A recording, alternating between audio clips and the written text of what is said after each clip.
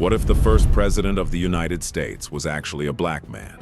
And that man was not George Washington. 8 years before Washington took the oath of office in 1789, John Hanson was already signing national documents under the title President of the United States in Congress Assembled. Then in 1903, African-American scholar Harvey Johnson publicly raised the claim that Hanson was a black man. If those clues all point toward the same possibility, why did John Hanson nearly disappear from America's founding story, while George Washington became the only beginning most people were ever taught? This is Hidden Black Chronicles, and together we bring buried stories back into the light. Today we examine the strongest evidence behind one of the most explosive claims in American history, that the nation's first president may have been a black man, and his name was not George Washington. Part 1. The President before Washington. 8 years before George Washington placed his hand on the Bible and took the oath of office, Congress had already elected John Hanson to a position bearing the full title, President of the United States in Congress Assembled. On national documents signed beginning in 1781, Hanson's name did not appear at the edge of government. It stood near the center of the political machinery, responsible for handling the shared affairs of 13 states that had only recently won their independence. At the time, the United States operated under the Articles of Confederation. There was no White House, and the country had not yet created the modern executive branch we recognize today. Congress therefore carried many of the federal government's most important responsibilities. Its delegates had to confront war debt, diplomacy, military affairs, commerce, and continuing disagreements among the states, all while the independence they had fought for remained fragile. It was in this unsettled moment that John Hanson, an experienced Maryland statesman, was chosen to preside over Congress. He led its sessions, received official diplomatic correspondence, signed national documents, and carried out both administrative and ceremonial duties on behalf of the government. Hanson's office was more than a title printed on paper. His signature appeared during a period when the central government was struggling to hold 13 often divided states together within a single union. In 1789, the new Constitution established a separate executive branch and placed George Washington in a presidency with far broader powers. Yet, before that system existed, Hanson had already occupied the leading position within the National Congress, under a title that included the words, President of the United States. The surviving records from 1781 still preserve that fact, even though his name rarely appears in the familiar story of the first men who led America. Part 2. The Evidence of John Hanson's Roots. That title opened the door to another question. Where did John Hanson truly come from? The search has moved through the Hanson family name, early engravings of his face, Maryland's racially diverse colonial history, and the work published by African-American scholar Harvey Johnson in 1903. Placed side by side, those pieces turn Hanson into more than a little-known leader who came before Washington. They place him at the center of a much larger question about the people America chose to remember and the ones it allowed to fade. Number 1. The story behind the Hanson name. When some scholars began tracing John Hanson's family background, they looked beyond the way his surname appeared in official records. Their attention turned instead to the long route taken by Moorish families from North Africa, before some of them appeared in Britain's North American colonies.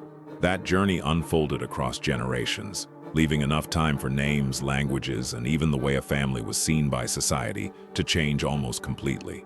Moors had lived on the Iberian Peninsula for centuries, across lands now belonging to Spain and Portugal.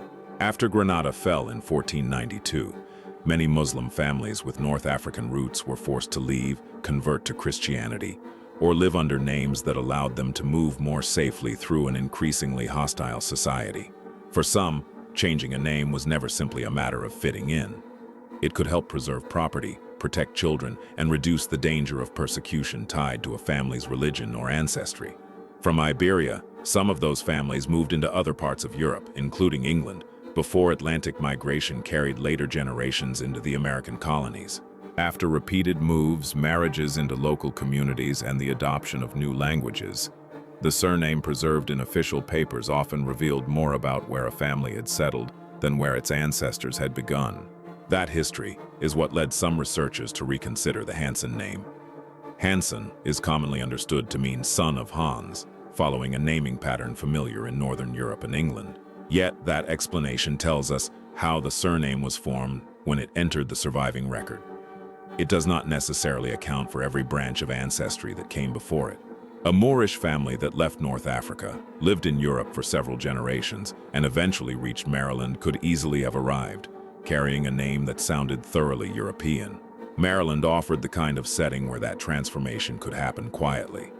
Europeans and Africans lived there alongside free black residents, enslaved people, and families of mixed ancestry.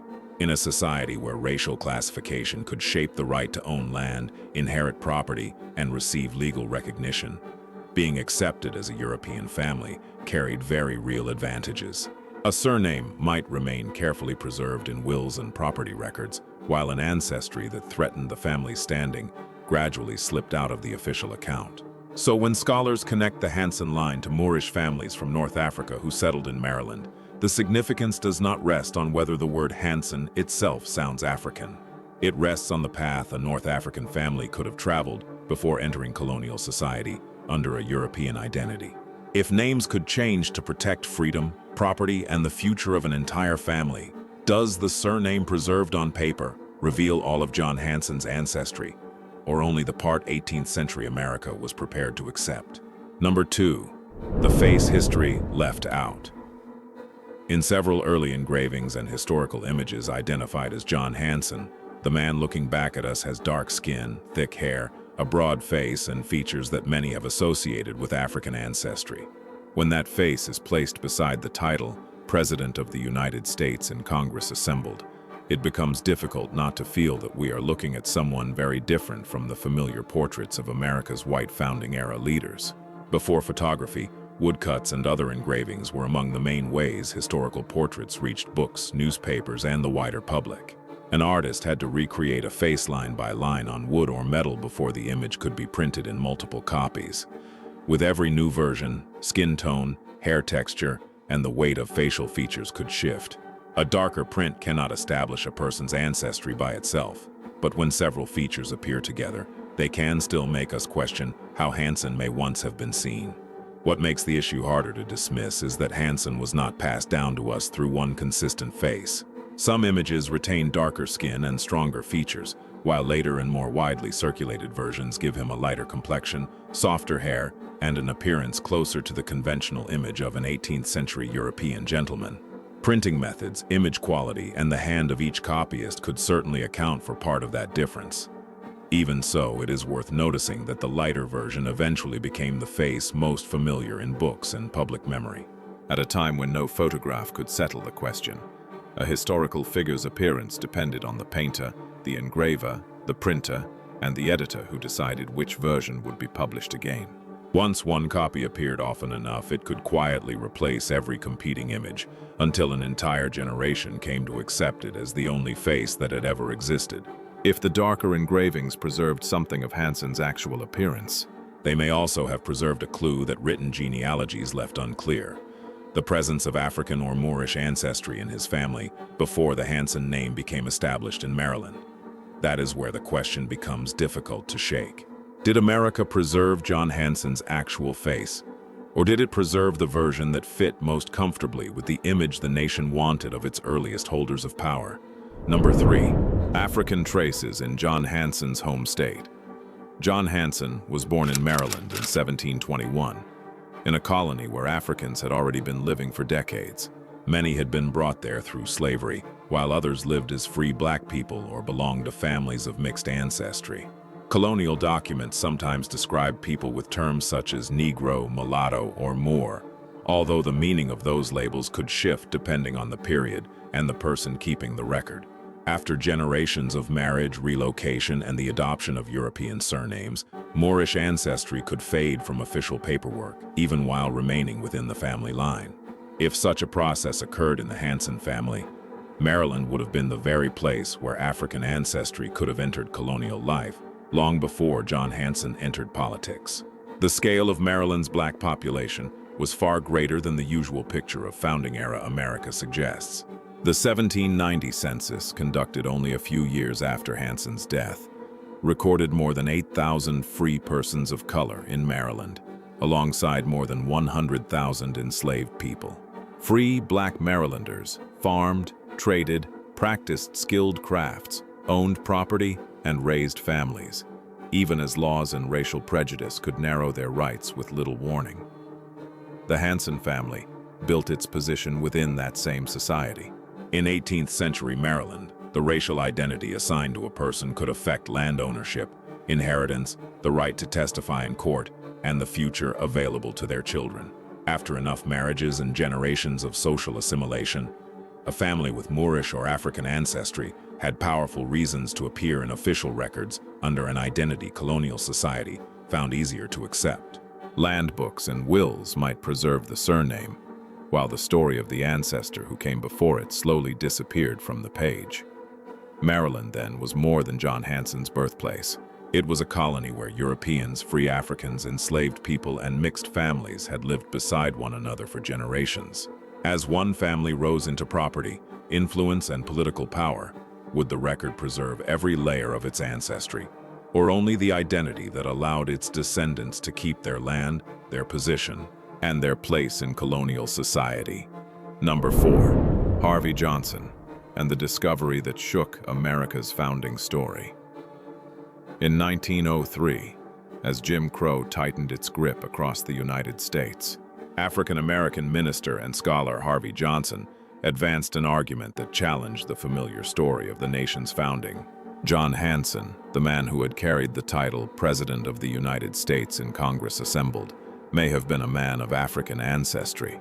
Johnson's work is regarded as one of the earliest known serious efforts to raise that possibility, appearing long before the internet and decades before Hanson became a subject of popular debate. Johnson lived and worked in Baltimore, on the same Maryland soil associated with the Hanson family.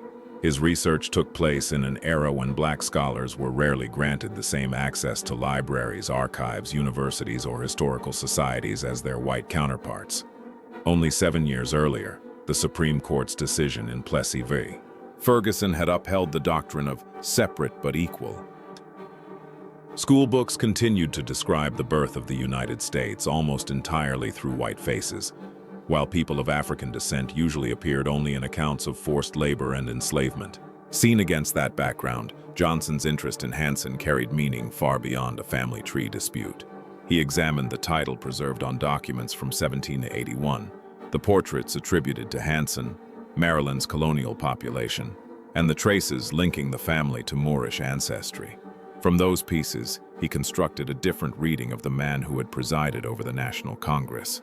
The possibility he raised disturbed the settled arrangement of American memory, because if Hanson carried African blood, black people had not merely stood at the margins of the nation's beginning. One of them may have stood within the highest level of national authority. More than a century later, Harvey Johnson's name still stands near the moment when this debate first entered public view. Perhaps the deepest question is not whether he possessed every surviving piece of evidence, but why it took a black scholar working under Jim Crow to ask who truly had a place in the story of the man who carried the title of president before George Washington. Part 3. Why did history erase his name? In 1789, George Washington stepped forward to take the oath of office, while John Hanson's 8 years of earlier leadership were nearly pushed out of sight. The new Constitution had replaced the Articles of Confederation and created a presidency with far greater executive power. From that point on, America treated Washington's inauguration as the beginning of its presidential history, even though Hanson had already carried the title President of the United States in Congress assembled, and had signed national documents on behalf of the federal government. Hanson's office was not the same as the presidency we know today, but that does not make his role unimportant. He presided over Congress while the 13 states were still struggling over money, the military, trade, and their responsibilities after the war. Once the old system came to be viewed as weak and unsuccessful, the people who had served within it were also pushed into the background. Textbooks began the story with Washington. Monuments celebrated Washington, and Hanson was left in records that most Americans would never read. The change in government helps explain part of his disappearance. But the possibility that Hanson had African ancestry makes the story far more uncomfortable.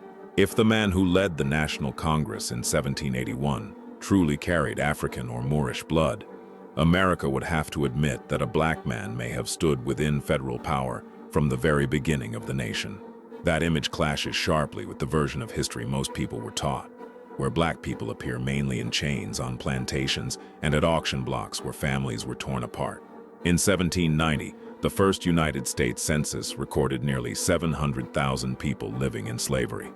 The law treated them as property, while white society insisted that black people lacked intelligence and were incapable of governing their own lives. But if a man of African descent had already led Congress before Washington, how could that claim survive? How could an entire people be called inferior when one of their own may have once held the highest position in the national government? Part 4. The truth behind the controversy. The closer we look at John Hanson's story, the sharper the debate becomes, because many scholars still believe there is not enough evidence to confirm that he had African ancestry. Mainstream historians argue that the surviving genealogy traces his family to European settlers in Maryland, and that the title, President of the United States in Congress assembled, should not be treated as the same office created under the Constitution after 1789. They also warn that some images used to identify Hanson as a black man may actually have been confused with another John Hanson who lived during the 19th century. Those who support the African ancestry theory focus on the gaps that have never been fully explained. They point to the differences among the surviving engravings, the way the word Moor was used in colonial records, Maryland's long history of racial mixing, and the case Harvey Johnson presented in 1903. From their perspective, the absence of a clearly documented African ancestor does not prove that such a branch never existed, especially in a society where racial identity could determine property rights, citizenship, and the future of an entire family. When history does not give us a clean answer, we have to look more carefully at which evidence survived, who was given the authority to interpret it, and why this possibility has stirred debate in America for more than a century. After everything presented here, who do you believe John Hanson really was, and which piece of evidence is the hardest for you to dismiss? Subscribe to Hidden Black Chronicles and help us recover every truth pushed into the shadows.